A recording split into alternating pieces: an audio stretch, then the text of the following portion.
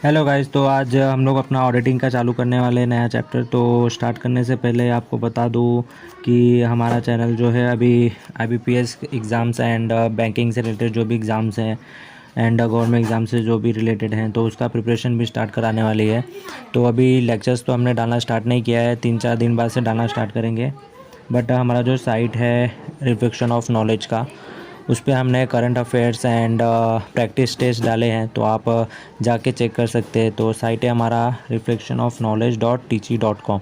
तो आप यहाँ पे जाके देख सकते हैं current affairs and mock test जो दिए हैं, आप प्रैक्टिस भी कर सकते हैं। तो अभी हम स्टार्ट करते हैं दोस्तों। तो आज हम लोग को एक नया टॉपिक चालू करते हैं जिसका नाम है ऑडिटिंग। तो ऑडिटिंग जो है वो हर एक फील्ड के लिए इम्पॉर्टेंट है, कॉमर्स में जो फाइनेंस से रिलेटेड है।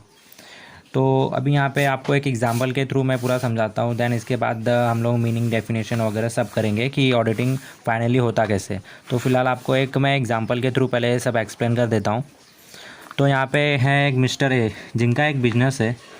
मान लेते हैं इनकी एक शॉप है बहुत बड़ी जिसका टर्नओवर काफ़ी ज़्यादा है। तो मिस्टर ए जो है इस शॉप के अकेले मालिक हैं, मतलब ये यहाँ के सोल प्रोप्राइटर हुए।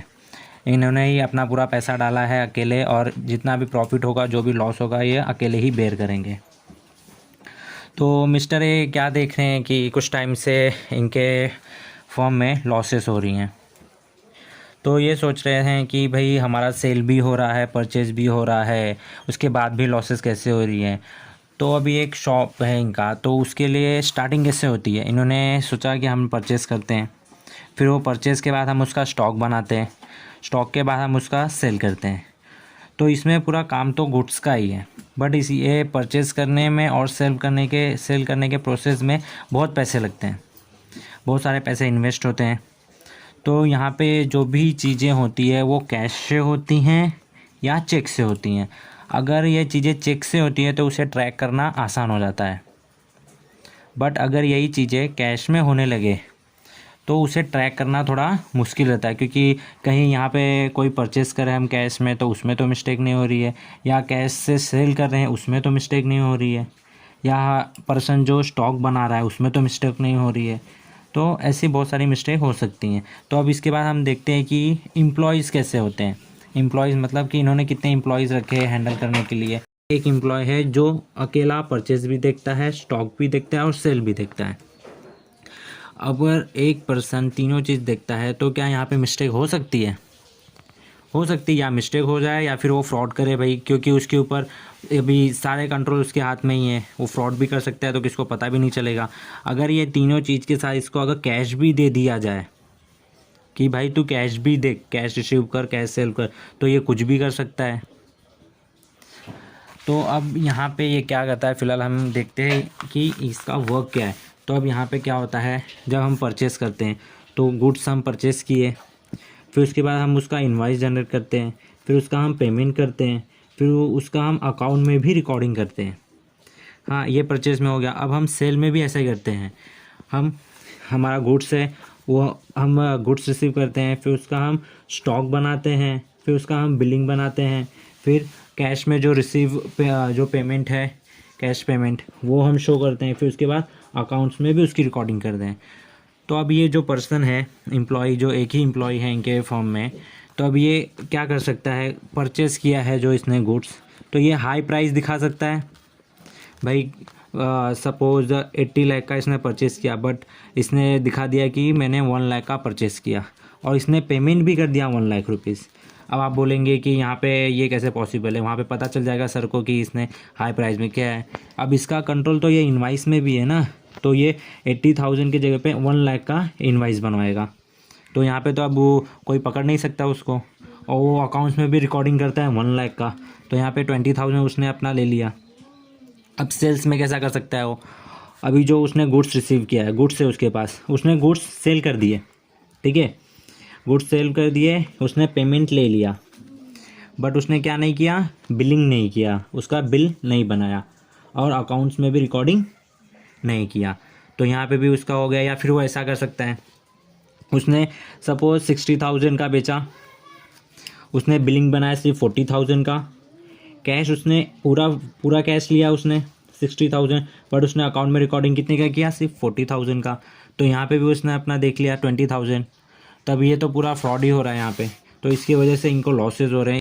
इससे बचने के लिए क्या किया जा सकता है? इसके लिए हमें अपने सिस्टम में थोड़े इंटरनल कंट्रोल्स लाने पड़ेंगे कि किसी भी एक पर्सन को सारी की सारे कंट्रोल्स हाथ में ना देके। अभी यहाँ पे हम क्या कर सकते हैं, परचेस, जो हमारा परचेस है वो मिस्टर एफ देख सकते हैं। एक नए एम्प्लॉयज़ को रखेंगे, वो मिस्टर एफ जो है वो सिर्फ परचेस देखेंगे। फिर सेल का जो है हमारा वो मिस्टर बी देखेंगे। फिर जो हमारा स्टॉक है वो मिस्टर सी देखेंगे। अब ये हो गए परचेस, सेल और स्टॉक देखने वाले। फिर हमारा जो अकाउंट होगा, अकाउंट कौन मैनेज करेगा? वो एक नया एम्प्लॉय रहेगा मिस्टर डी, वो सिर्फ अकाउंट मैनेज करेगा वो। फिर उसके बाद एक आएगा कैश रिसीव और कैश पेमेंट। इसमें अकाउंट जो मैनेज करेगा मिस्टर डी, उसका कोई इन्वॉल्वमेंट नहीं होगा। कैश के लिए सिर्फ मिस्टर ई रहेंगे, वही कैश लेंगे और कैश देंगे। सारा कैश का रिस्पॉन्सिबिलिटी उनका रहेगा, ना वो बिल बनाएंगे ना वो अकाउंट मैनेज करेंगे, वो सिर्फ कैश देखेंगे। तो यहाँ पे अभी जो है, जो भी चीज़ अगर फ्रॉड वगैरह होगा तो कहीं ना कहीं किसी ना किसी स्टेप में वो पकड़ा जाएगा। अगर परचेस में कुछ हुआ है तो यहाँ पे अकाउंट मैनेज जब करेंगे मिस्टर डी तो उनको वहाँ पे पता चल जाएगा, या स्टॉक में पकड़ा जाएगा। तो यहाँ पे कहीं ना कहीं वो पकड़ा जाएगा। अब आप बोलेंगे कि इतने सारे एम्प्लॉयज़ हैं, सैलरी भी बढ़ जाएगा। हाँ, अब सैलरी तो बढ़ जाएगा, लेकिन यहाँ पे आपके लॉसेस तो कम होंगे, आप प्रॉपर अपना अकाउंट तो मैनेज कर पाएंगे। बट आपको ये जो भी इतने एम्प्लॉयज़ का है, ये आपको अपना कॉस्ट बेनिफिट एनालाइज करने के बाद ही करना है। ये नहीं कि पता चला आपका प्रॉफिट बहुत ही कम है और एम्प्लॉयज़ आपने ज़्यादा रख दिया, तो आपकी बात तो वही हो गई ना। तो इसलिए आपका कॉस्ट बेनिफिट एनालाइज आपको करना है, उसके बाद आपको अपने सिस्टम में इंटरनल कंट्रोल्स आना है और किसी एक पर्सन को होलसेल जिम्मेदारी नहीं देना है। तो इससे आपका अकाउंट प्रॉपर मैनेज रहेगा।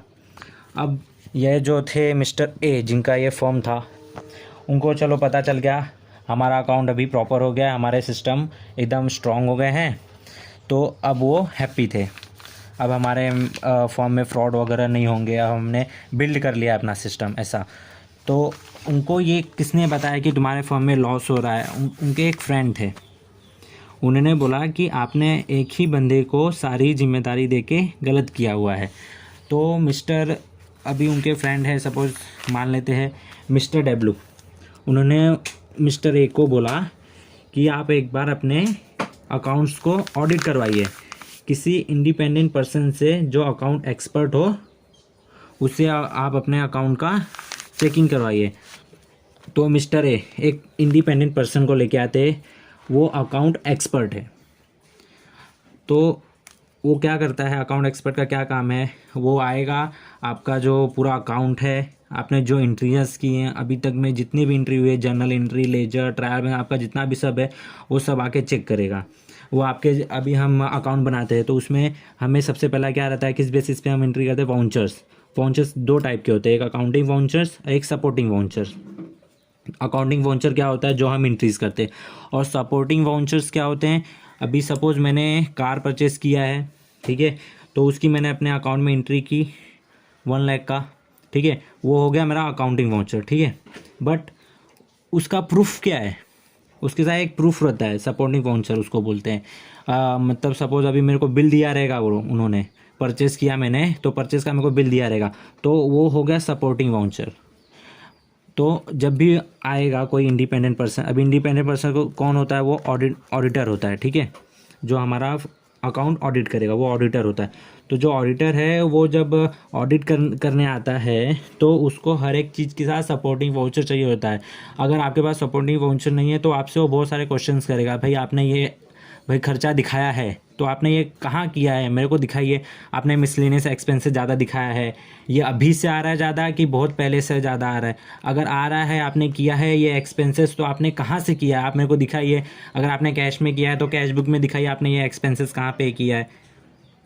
तो वो हर चीज़ की प्रूफ लेता है और उसके बाद वो अपने हिसाब से एक रिपोर्ट तैयार करता है, जिसे हम ऑडिटिंग रिपोर्ट कहते हैं।